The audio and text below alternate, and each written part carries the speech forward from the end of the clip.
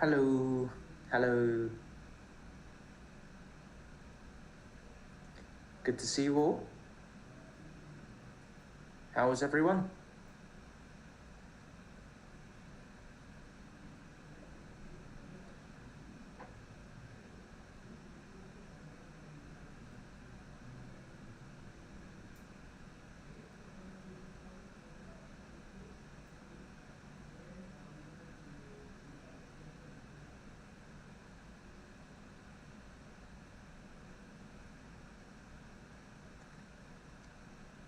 Hello, hello.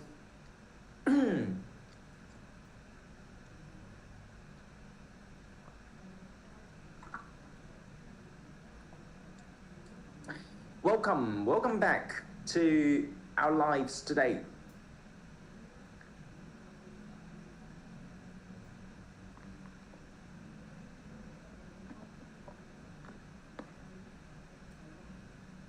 Hello, hello everyone. Welcome back to our lives today. So just like usually, because today we are sending the link in the chat a little bit later than expected. So I'm just gonna wait for another 2 minutes. We will start at 7:02, all right? We'll start at 2 minutes past 7. So thank you for your patience, thank you. And I hope that all of you have done the papers before you come here.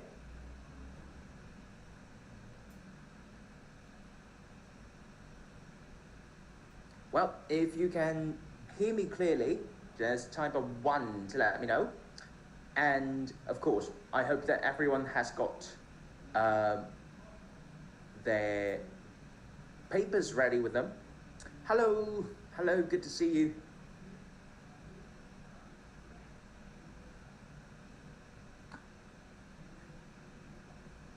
So we will start at 7:02, all right? Because we have been sending the link in the chat a little bit later than expected.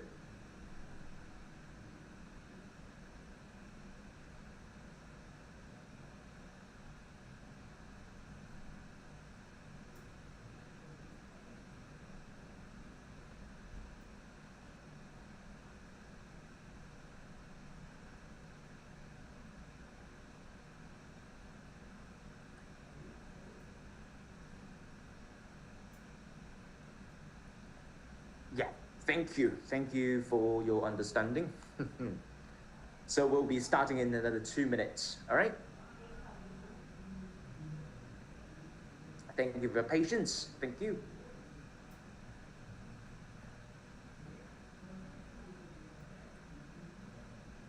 Hello. We'll be starting in another 1 minute, all right?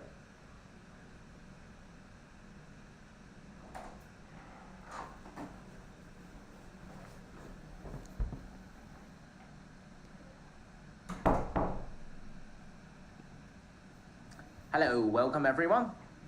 So we will be talking about the 2024 TASMO sample paper today. Oh, thank you. Thank you. I'm glad that you like it.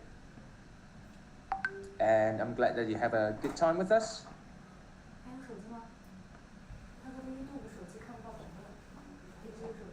All right, so it's about time.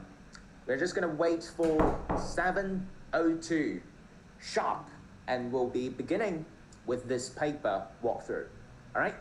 So today we are talking about the 2024 TASMO sample paper, and that is going to be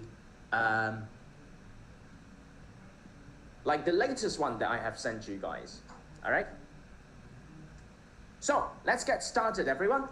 So this is for the 2024 TASMO sample paper. If you don't have your papers with you, you can definitely find them in the history, in the group chats, all right? Like the group chats, like the links we have sent in the group chats. So you can just go a little bit back. Yes, Nero, I have seen your comment right there. So you can just go to the group chats and it should be there. It should be there a few messages ago. Okay? So Let's talk about the first question. Well, this is pretty much a simple, fast calculation problem. All we have to do is to notice that 486 and 114 are both in addition, right? So if you join them up, that's going to go to 600. And now you're taking away 315 and 85, which you're removing 400 altogether. So altogether, you can calculate this question as 600, take away 400, and that goes to 200. As simple as that. So the answer is going to be C for this first question. Is that right? So that's what we have for question 1. And let's take a look at question 2. So question 2 is a very interesting question. We are folding a piece of square paper. So you can see that the first folding is going to be folding the bottom half of the paper up, right? And then the second folding is going to fold the left side of the paper behind, like that. So now, what I want to do is that in the fourth diagram right there, we are cutting the paper off along this line. So you can imagine as you are opening up this piece of paper, how is the shape going to look like for the cut off part of it? So basically, you can see that before folding the left side behind, if you unfold it, it should form something like this, right? And for the folding part, it would be exactly symmetrical to the other half. So that's going to be when it happens that you are unfolding it one time. And then, because we can see that the bottom half of the paper is folded behind in the first folding, so if you're unfolding it, the bottom half of the paper will unwrap itself, and it's going to be exactly symmetrical to what we have there. So for that hole, you can see right there, that's going to be the same as option D. Is that okay?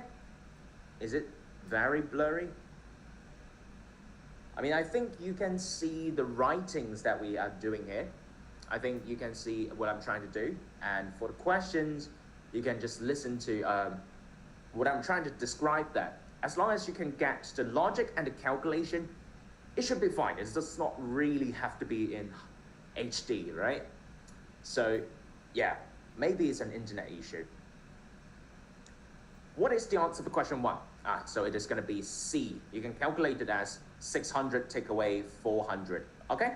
That's going to be for question 1. Is that right? Yep. Okay. So now we are moving on to question 3. Which of these following statements is correct? So again, it's a question about odd and even, or what we call the parity properties. So option A says that the sum of 2 even numbers is an odd number. Of course, that's not going to be true, right? We know that if I have an even number, adding another even number, that is definitely going to an even number. Yeah? So it cannot be an odd number. For example, 2 plus 2, that's 4, which is an even number, right? So the first one is incorrect. The second one, the difference between one odd number and another odd number is always an odd number. Again, it's going to be a false statement, because if I have a difference between odd numbers, it's going to go to an even number. So you can think about it like 5 take away 3, that's going to be 2, right? So it's an even number instead of an odd number. The third one, adding 2 odd numbers and 1 even number always equals an odd number. We know that 2 odd numbers are going to add up to an even number. And if you're adding an extra even number on top of it, it will still be an even number, because we know even adding even is even, right? So now I would have this as a false statement as well, because it's not going to be an odd number. And for the fourth one, the sum of 3 odd numbers is always an odd number. Again, because we know 2 odd numbers will add to an even number. And then, if you're just trying to add another odd number, we would have even number adding odd number, which is an odd number. So it means that D is the correct answer for this question. Okay? And finally, for E, the product of one odd number and another odd number, of course, we know that is also going to be odd. Just like 3 times 5, for example, that's 15, which is odd. Okay, so E is also a false statement. As long as you can list some examples for this question, you should be fine with it. That's for question 3. And now let's take a look at question 4. We have 2, 5, 10, 17, so on in a pattern. And we want to see what sort of pattern is this. So from 2 to 5, we can see that the difference between these two terms is a 3, right? And from 5 to 10, the difference is a 5. From 10 to 17, the difference is a 7. From 17 to 26, the difference is a 9. So you can see that between every two neighboring terms, it is going to add an odd number and the next odd number and the next odd number, so on. So all the consecutive odd numbers starting from 3. So the next one is going to be plus 11, plus 13, and I'm just going to plus 15 to get the last term, which 50 adding 15 is 65. So the answer is going to be C. Is that okay? Don't worry if you're late. I will post the answers in the chat later, okay? Oh, maybe I'm just gonna move it a little bit. I think it is a little bit blocked right there. Let me just try to see if, yeah, I think it's a little bit blocked right there. So I'm just gonna adjust it a little bit. 1 second.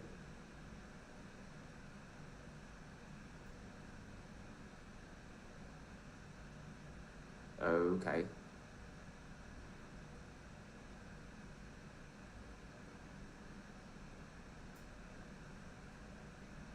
All right. Now I think it's fine. Now I think you can all see my ratings clearly. Yeah? Yeah. So let's carry on. Okay. So, for the 5th question, how many digit 2's appear in the natural numbers from 1 to 123? So, right now we know that if I have the number 22, it is counted as 2 of digit 2's, right? So, it means that now I can just try to think of whether the digit 2 is appearing in the 1's digit or appearing in the 10's digit, right? So if I have the digit 2 appearing in the 1's digit, it means that the number is going to be from 2, 12, 22, 32, so on, until 122, right? Such that these are the numbers which a 2 is appearing in the 1's digit. And we can see that starting from 2, ending at 122, how many numbers are there? There are going to be 13 of 2's in the 1's place. Is that okay? And now, we are trying to think about, what if the 2 is in the 10's place?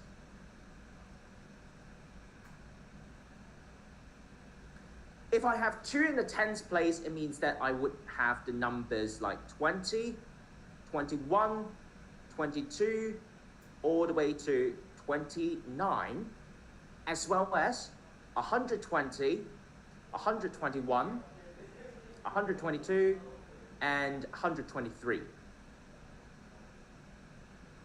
Is that making sense? So from 20 to 29, there are 10 numbers.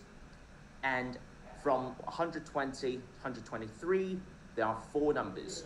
So altogether, we have 10 adding 4, which is 14 of 2's in the 10's place. Is that right? So like this is the hundreds place, this is the tens place, and this is the ones place. Is that right? So like the place values. Yep. So we can see that altogether the answer is going to be 27 because we have it from 13 of the 2's in the ones place, adding 14 of the 2's from the tens place, and that's adding to 27 numbers altogether. Is that okay? So that's what we have. What are natural numbers? So natural numbers are just the numbers starting from 1, 2, 3, and so on. But there are definitions which are different, okay? So usually we consider the natural numbers as all the whole numbers starting from 1. No, I haven't missed out 1, 2, 3. 1, 2, 3 is right there, isn't it? So it's still there.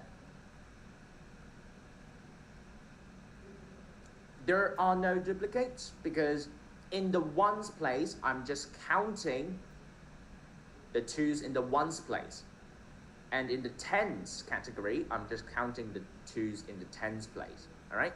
Which means I'm just counting these 2's right there, ignoring this one if I'm analyzing the tens place. And if I'm counting the ones place, I'm just counting these last ones in the ones place. Is that making sense? All right, so that's what we have for question 5. What does K mean? There's no K right there. There's no K right there in this question.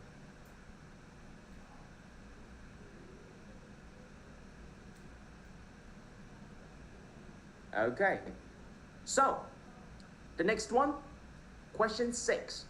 How many rectangles are there in this figure below? So you can see that in this diagram, we have a box on the inside and a box on the outside.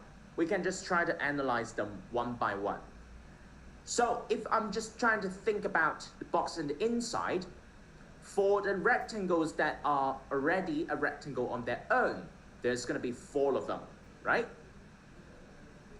So starting with a 4, and then I have this 1, 2, 3, 4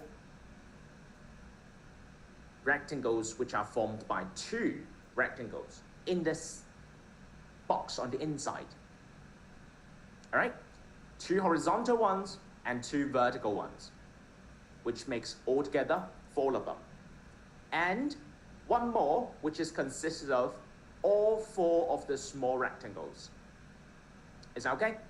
So that's for the inner ring, which you have 9 rectangles found on the inner ring. And now if you're just trying to take a look at the outer ring here, you can see that these parts of the outer ring, they do not form rectangles on their own, right? So you must consider these 1, 2, 3, 4 big rectangles in the outer ring. Is that making sense? And after that, you would also be able to realize that the outer ring is definitely similar to the inner ring. You would also have some of these rectangles which are combined by 2 big rectangles, either 2 horizontal ones or the 2 vertical ones, which makes another 4 of them. And then, of course, there's a big one consisted of all these 4 large rectangles, and that's 1 more. So that's going to be 9 again in the outer ring.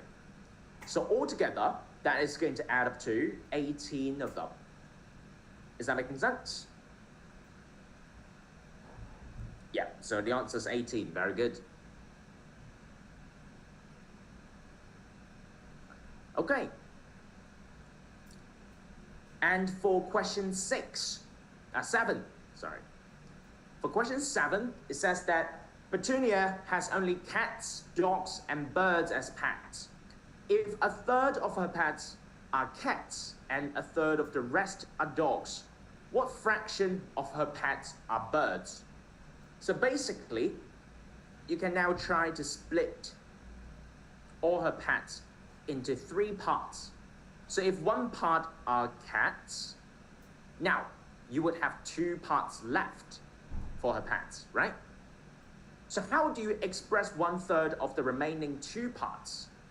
What you need to do is to then split every single one of them into 3 smaller parts, such that these 2 parts are going to be dogs, which is 1/3 of what's remaining, right? And of course, for the 1/3 that she has split it out previously, you also need to split it into equivalent small parts. So now you know that what's remaining has to be the birds, right? So now altogether, you can see there are 9 parts there, and 4 parts of them are going to be birds. 1, 2, 3, 4. So we can see that the fraction of birds is going to be 4/9. Is that okay? So that's what we have for this question. And if you know how to calculate fractions and the multiplications of them, of course, that's going to make life easier. So that's what we have for this question. And then question 8. So for question 8, which of the following numbers is divisible by 3 but not divisible by 5? So this is dependent on the sum of all the digits in a number. So if the sum of digits in the number is divisible by 3, then the number is divisible by 3. Likewise, if the sum of digits is divisible by 9, then the number is divisible by 9. Is that okay? So now, you can see that for A, we have 3 adding 3 adding 3. So the digit sum is going to be 9, which is divisible by both 3 and 9. So A is not the answer. For B, 2 adding 0 adding 1 adding 5. That goes to 8, which is not divisible by 3 and not divisible by 9. So the number itself is not divisible by 3 or 9. And for C, you have 2 adding 0, adding 1, adding 6. And that's going to be 9, which is again divisible by both 3 and 9. So again, it would not satisfy the question. And D would have 1 adding 2, adding 3, adding 4, adding 5, being 15 as the digit sum. So 15 is divisible by 3, which means that this number is divisible by 3, but 15 is not divisible by 9, which means that the original number is not divisible by 9. So the answer is going to be D. Is that okay? So that's what we have for this question. It's about divisibility of 3 and 9. And the next one, question 9. So, this question says that if there are 4 Tuesdays and 5 Wednesdays in March, which day of the week will the 1st of September fall on? So you can see that if there are 4 Tuesdays and 5 Wednesdays, it means that March is starting with, or starting on a Wednesday, basically. Because there's one more day than Tuesday, right? So we have Wednesday, Thursday, Friday, Saturday, Sunday, Monday, Tuesday, and then going 1, 2, 3, 4 complete weeks. And we know that March has 31 days, right? So after 4 complete weeks, there are 28 days altogether. And there should still be 3 more days, which is Wednesday, Thursday, and Friday, which the Friday is going to be 31st of March. Is that making sense? So now, we want to know how many days later is the 1st of September. So after March, we have April, which has 30 days, May, which has 31 days, June, which has 30 days, July, 31 days, August, 31 days, and the 1st of September is 1 day after that. So if you're adding that up, you can see that it's going to be 154 days later is the 1st of September. Is that making sense? So now, if you know that 154 days later is the 1st of September, we know every 7 days later after a Friday is another Friday, right? So we just need to know whether 154 days is a complete number of 7 days, or how many days are there extra on top of complete weeks. Luckily, we can see that 154 divided by 7 goes to 22 with remainder 0. Yeah? So it means that there's 22 complete weeks till 1st of September after a Friday, which means that the 1st of September is also going to be a Friday. Is that okay? Question 7. Question 7 is A. Right, indeed. So this is for question 9.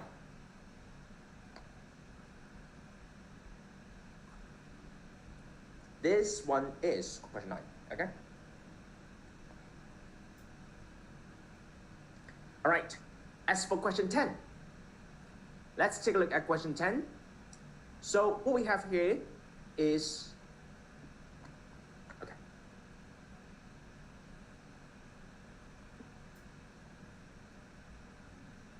All right. So in question 10, we have Isabella planning to learn English. So she's planning to learn 1 new word every Monday, 2 new words every Tuesday, 3 new words every Wednesday, so on. So 4, 5, 6, until she's learning 7 new words every Sunday. So now, think about it. For every week, how many words is Isabella learning?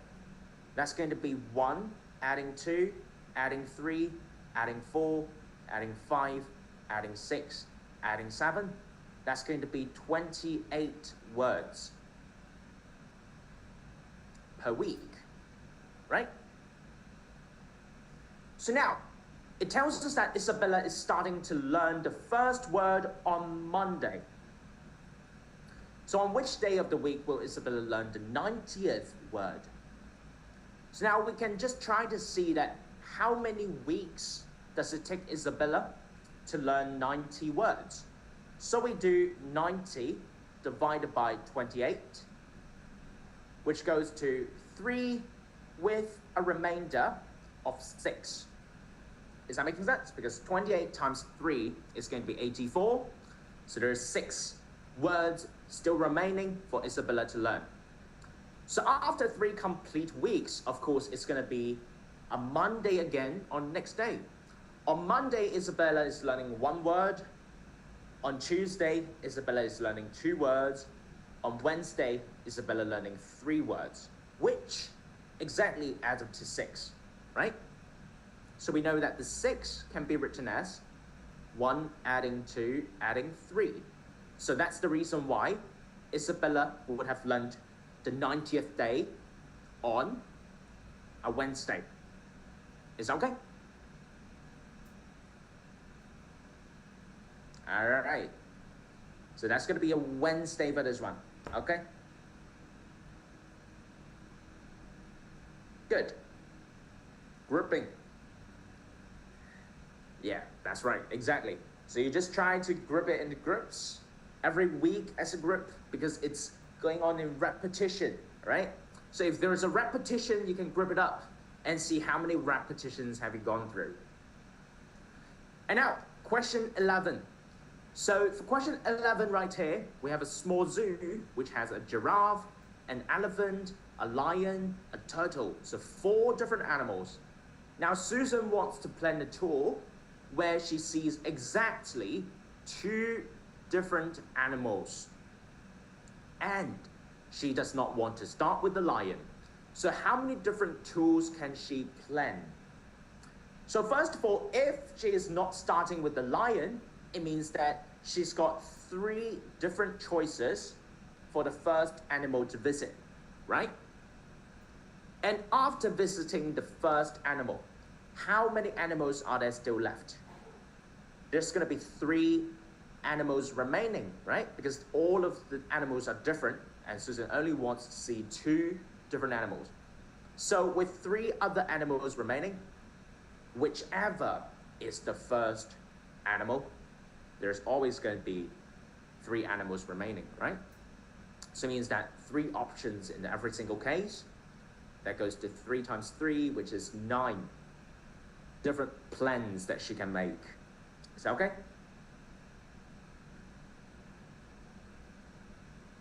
All right, very good.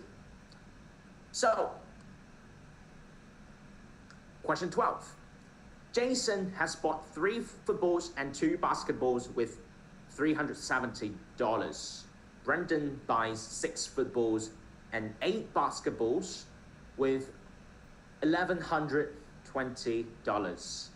So now, what we can see is that if Jason is doubling the number of footballs and basketballs that he's buying, then it means that 6 footballs and 2 basketballs is going to cost $740, right? That's going to be 2 times of the existing price that Jason is paying. At the same time, we know that Brendan is buying 6 footballs and 8, this is going to be 4 basketballs right there, of course, doubling the number, right? So Brendan, at the same time, is buying 6 footballs and 8 basketballs, which means that's going to be $1,120. And why is there a price difference between them? It's because that Brendan is buying 4 extra basketballs, and the price difference right there is going to be $380. Yeah? Which means that for the price of each basketball, it is going to be $380 divided by 4 basketballs. And we know that each basketball is going to be $95. Is that making sense?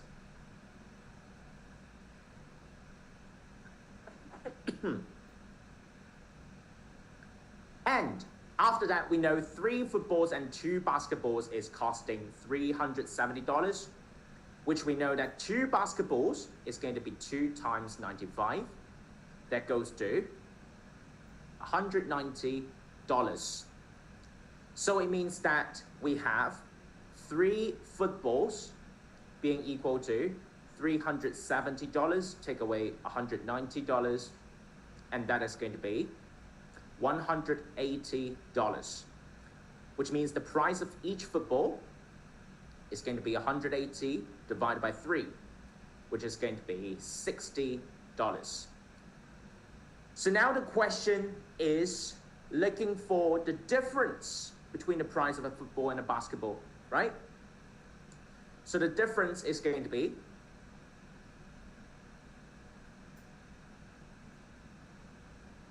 $95 take away 60, which is $35. So the answer is going to be C. Is that okay?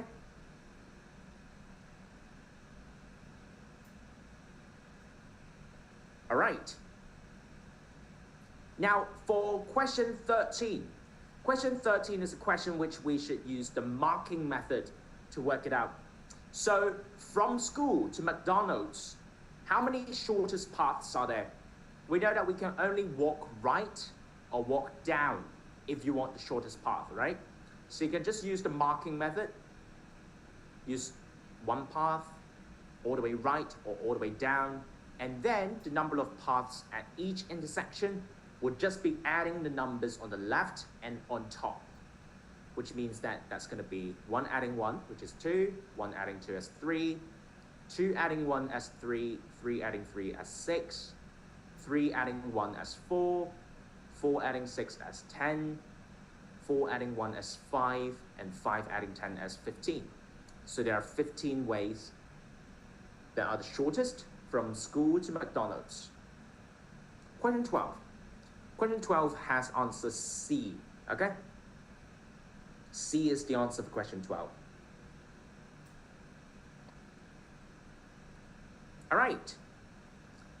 So now for question 14, Alvin always tells the truth on Sundays, Saturdays, and Tuesdays, but lies on every other day.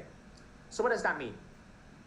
It means that if I have Sunday, Monday, Tuesday, Wednesday, Thursday, Friday, Saturday, Alvin always tells the truth on Sundays, Tuesdays, and Thursdays, and lies on the other days, right? So Monday, Wednesday, Friday, and Saturday. So one day he said that I told the truth yesterday. If this statement is true, it means that yesterday, it's also a truth, right? And if this statement is false or a lie, it means that yesterday is also a lie. Does that make sense to everyone? So, is there only 2 consecutive days being truths? We can see from the analysis here that we don't have any 2 consecutive days being a truth, right? But there are 2 consecutive days being a lie. So it means that when it is a lie, which means yesterday is a lie, we need 2 lies in a row, right? Which goes to Friday and Saturday. So it tells us that Alvin must have made this statement on a Saturday, such that the previous day, which is a Friday, is a lie. Is that okay? So that's what we have for question 14.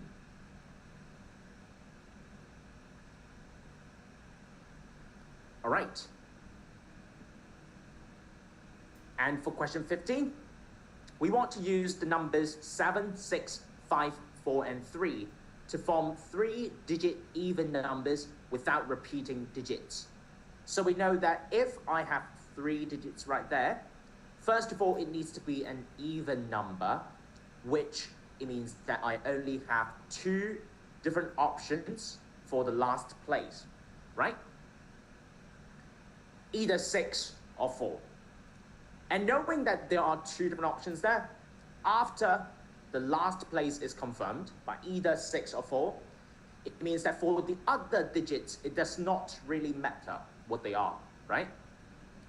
As long as it is not 0, which there's no 0 in the list, so it means that there are 4 different other possibilities for the hundreds place and 3 remaining after both the hundreds place and the ones place are confirmed. So that is going to be a total of 24 different ways to form these numbers. Is that okay? All right, so that's for question 15. And now for question number 16, you're trying to form 2-digit odd numbers from 1, 2, 3, 4, 6, and 7, right? The digits cannot be repeated. So what is the greatest difference between the 2 odd numbers? So now let's think about it. The greatest odd number you can form is 73. Yeah? Because 7 is the greatest digit, and 3 is the next greatest digit that is odd. Yeah?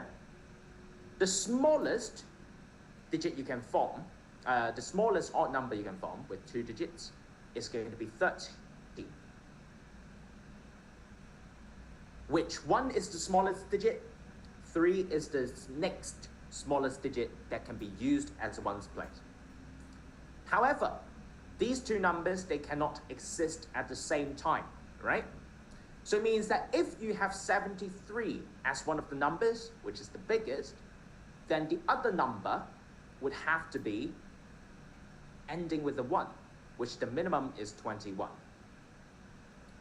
If you are using 1 and 3 in the same number, it means that the other number must end with a 7 because we don't have enough odd digits, right? Which means the greatest is going to be 67. So now it means that the greatest difference that you can form between the two odd numbers is going to come from one of them. The first combination is giving you a difference of 52. The second combination is giving you a difference of 54, which apparently 54 is the greater one, right? So now you would have 67, take away 13, which is equal to 54 being the answer. Is that okay?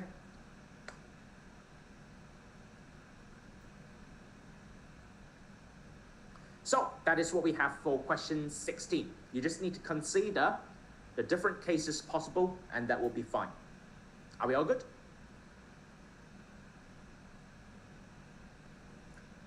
Okay, then let's take a look at question 17, which is pretty easy. Question 17 has 10 blue balls, 18 red balls, and 5 green balls. At least how many balls should be picked to ensure that there are 3 balls of each color, which means that you need to make sure that there are 3 blue balls, 3 red balls, and 3 green balls. So for these kind of questions, you always need to think about the most unlucky case that might happen. The most unlucky case is going to be drawing all the balls from same color and then drawing all the balls from the other color, but in the end, you're not getting any balls of the third color until you have to. That's going to be quite a lot, right? So think about that unlucky case. If you want it to be the most unlucky case, then of course, you want to take all the balls from the colors with the most balls, right? So now, in this case, I am having this person taking all the 10 blue balls and the 18 red balls, but still not getting any green balls yet. Is that okay? And then after that, after you have removed all the red and all the blue balls, the 5 remaining in bag, they have to be green, right? So that's the only way that you can guarantee that what you're taking has to be green. And you just need 3 more of the green balls, which goes to altogether 31 as the answer. Is that okay? So it means that you should at least pick 31 balls in order to guarantee that there are 3 balls of each color. Are we all good? So that's for question number 17. And for question number 18, so Jonathan made this shape with rectangular cards, 2 centimeters long and 1 centimeter wide. Why not +1? So +1 is when I have 10 adding 18 adding 2. Which still, this guy is not getting 3 of each, right? And then you add 1 more. So that's basically the same idea. So +2, that's the most unlucky case where this guy is not getting 3 balls. But I'm just combining that with the +1 to a 3. 3 balls of green. Is that okay? And question 18 right there. So you can realize that this is a rectilinear shape, which is going to be convex, which means that you can effectively move all the sides in the perimeter to their corresponding positions such that you can form, well, do the same thing on the right hand side, you can form a rectangle. Is that making sense? So now you would be able to calculate it as the perimeter of a rectangle if you know the dimensions. We know that the lengths are going to be 2 and the widths are going to be 1, right? which means that for this rectangle, the dimensions are going to be 3 by 6. And the perimeter is just going to be 3 adding 6, in brackets, multiplying 2. Is that okay? So, we are going to have 9 times 2, which is 18 centimeters, as the answer. Is that okay?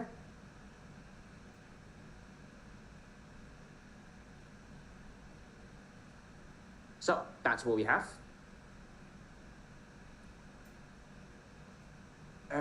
I saw someone asking about question 16. Yeah, just this one as the answer. Right here, I'm analyzing the 2 different possibilities, which this one is larger, right? So the answer is just that. Is that okay?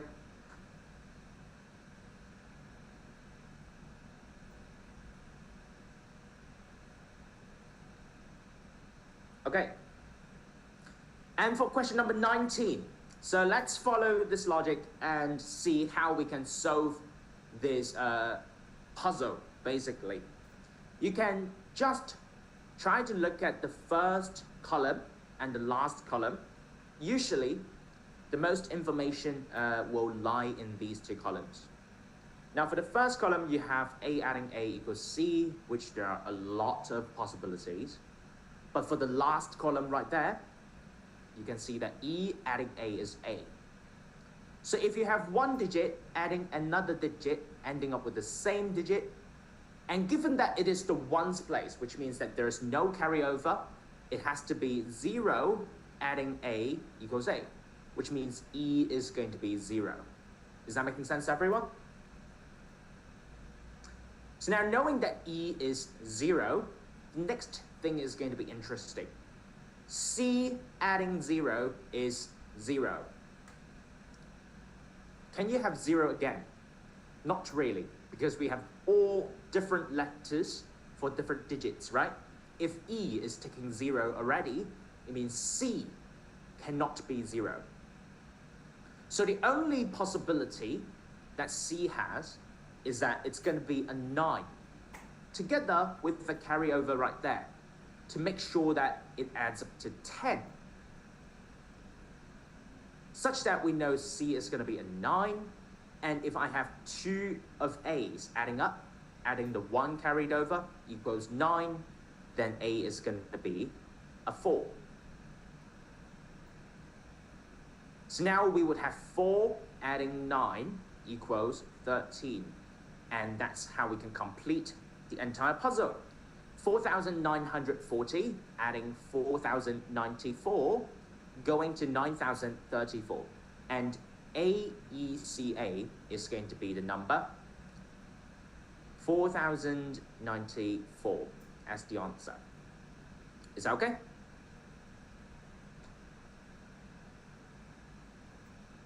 So that's what we have for question 19.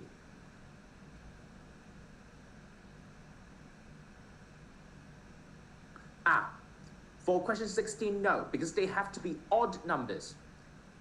They have to be odd numbers. Read the question carefully.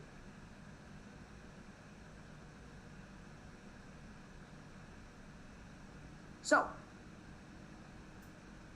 for question number 20, City A is holding a football match with 10 teams. If each team has to compete with other teams once, so how many games would each team play? That's so easy. If there are 10 teams, and every team is playing with every other team once, imagine if you are one of the teams, you just need to play the 9 other teams, right? So, the answer is 9.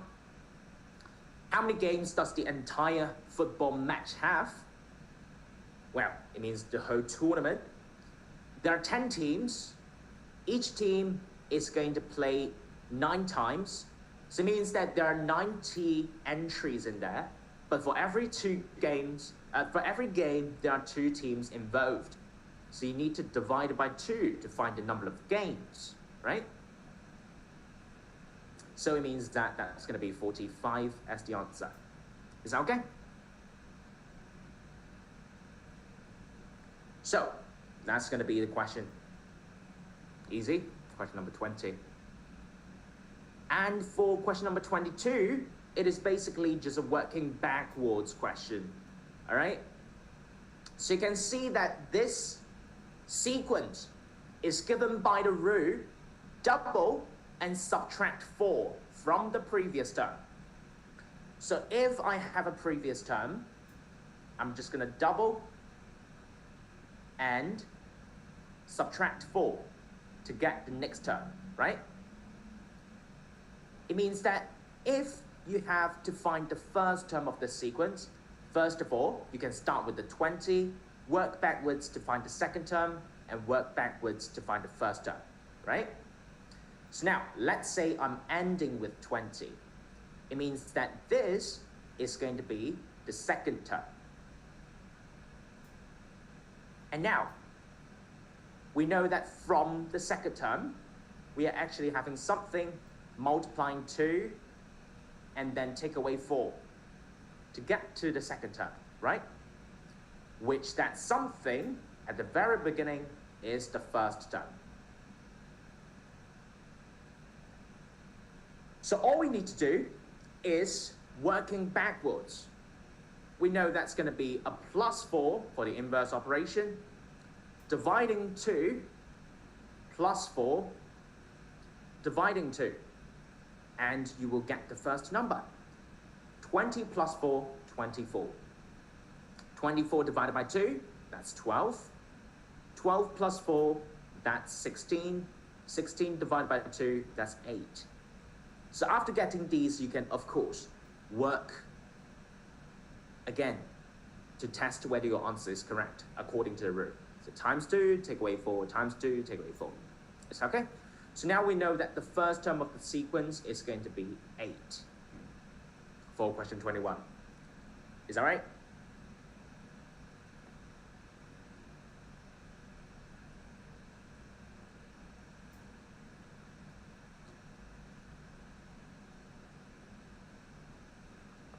So that's what we have.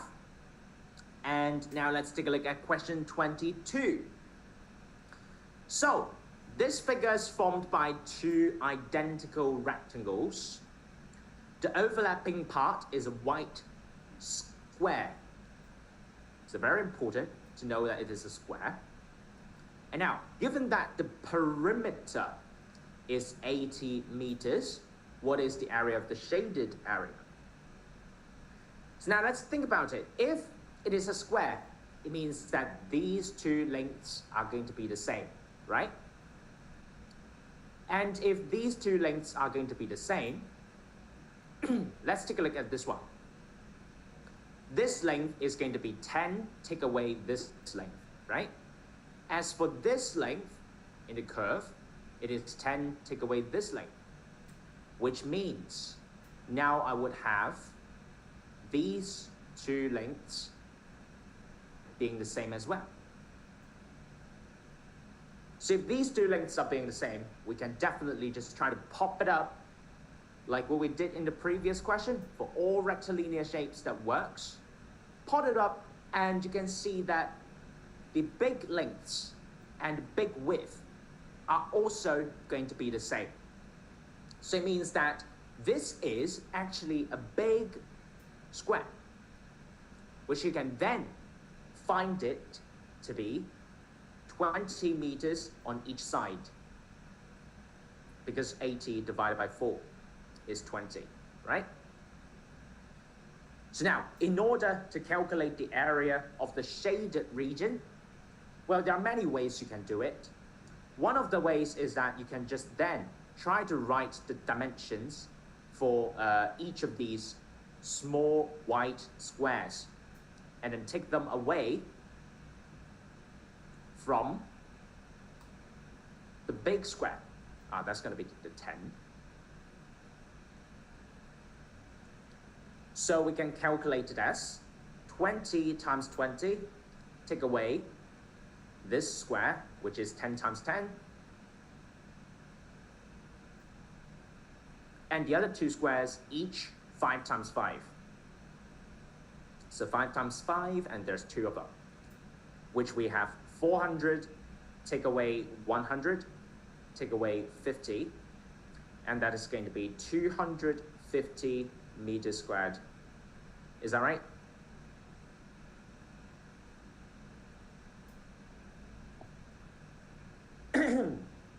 Isn't 8 the second term?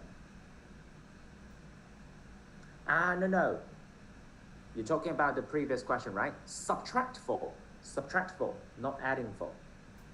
Subtract 4. So after doubling, you're subtracting 4 to get 20 right there. Is that okay?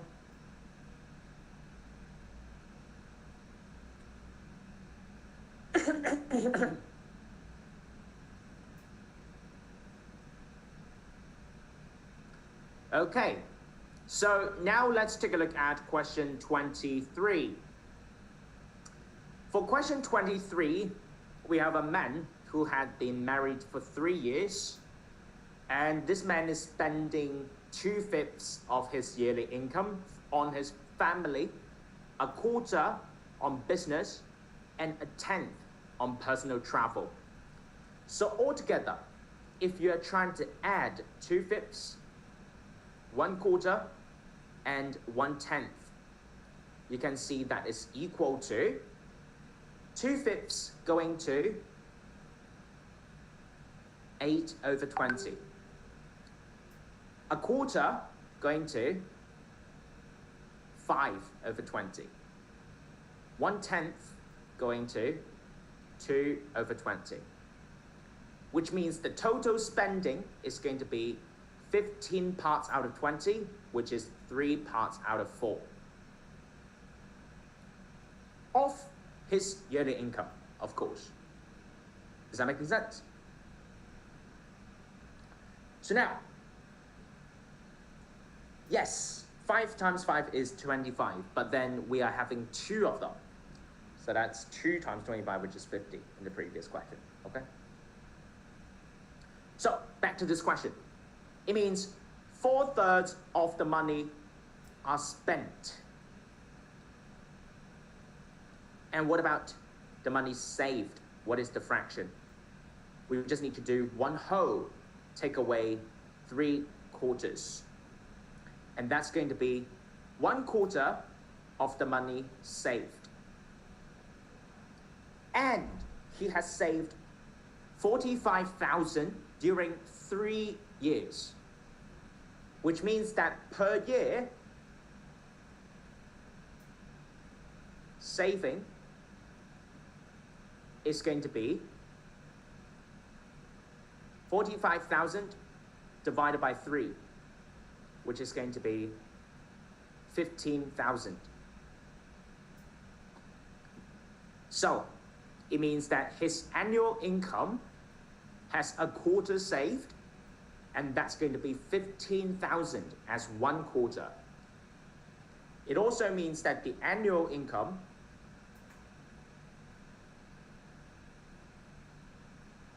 is going to be 4 times of 15,000, and that's going to be 60,000 per year.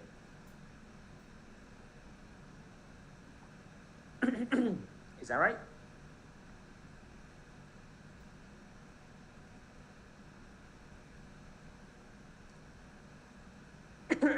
So that's for question 23.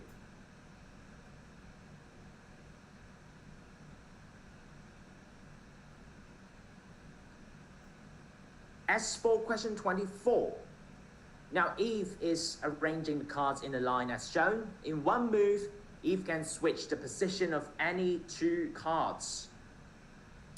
What is the smallest number of moves Eve needs to make to get the word kangaroo? So let's try to write down the word kangaroo to see what needs to be swapped. Kangaroo.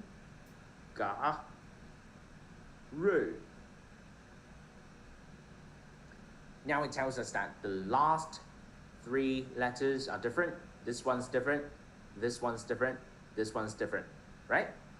There are 6 letters being different. You can swap any 2 of them in any move, which means the minimum number of moves that you need to do is going to be 3. because there are 6 of them misplaced, right? Is it possible to do them in 3 moves? So what I want to do is that after swapping the digits, after swapping the letters, they are already in the place that they belong to.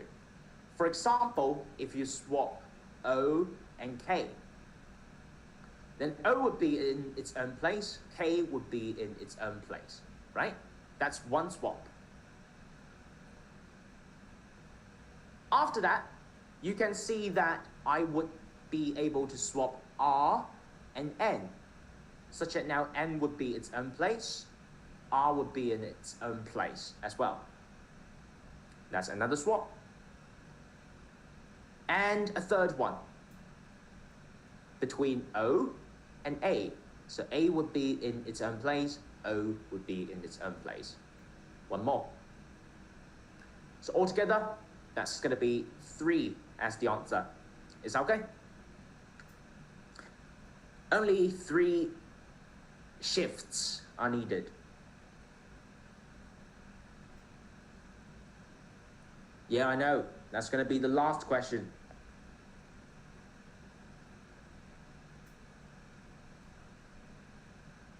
Because we started 2 minutes later, right?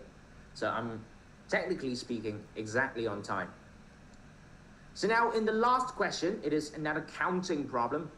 We are trying to fill in the numbers 1 to 9, which we already have 1, 4, and 9 filled in, which means that we just need to fill in 2, 3, 5, 6, 7, 8. So 6 of these remaining digits, right?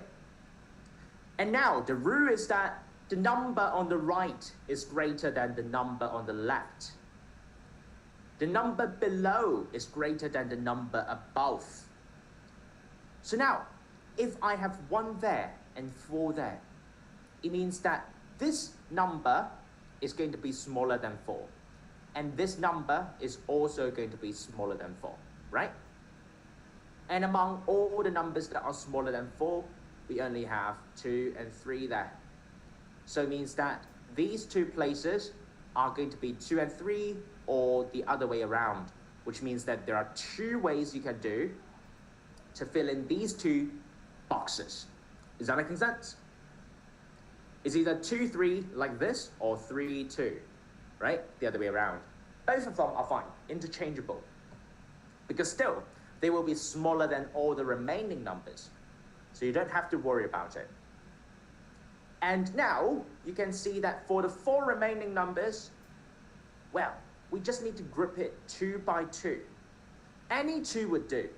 Because for example, if you choose, say, 5 and 8, 6 and 7, you don't really need to worry where to put them, because you just need to put the smaller number on the left or on the top, right?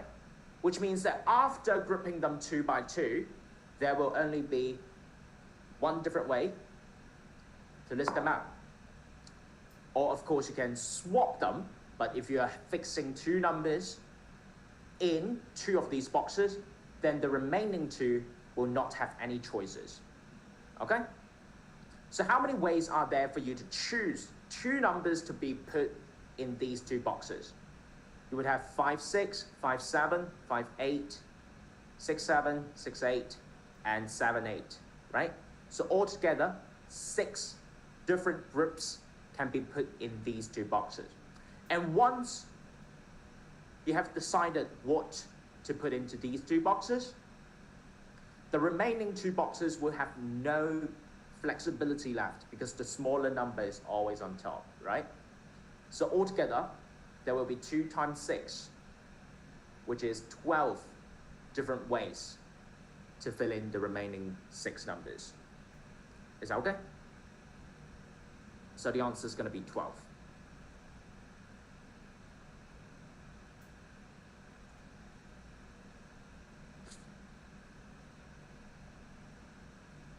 Now, of course, 5 times 5 is not 250. The calculation is 400, take away 100, take away 50. What is the question? Question 22. 400 comes from the big square, subtracting 10 by 10, which is this one, subtracting the two 5 by 5s. Okay? Why not? Do you mean the last question?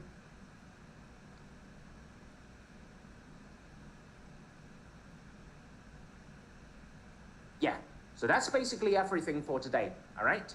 So I would say this paper is actually easier than what we have done last week, I would say. And the real paper is going to be more or less just like what we have for last week at an equivalent level, okay? So if anyone has any questions, feel free to ask me about it. Either leave your comment right there or text me later. Thank you very much. And if you don't have any further questions, of course, you can go. That's the end of today's session. And I will see you all next week in the real thing, I hope.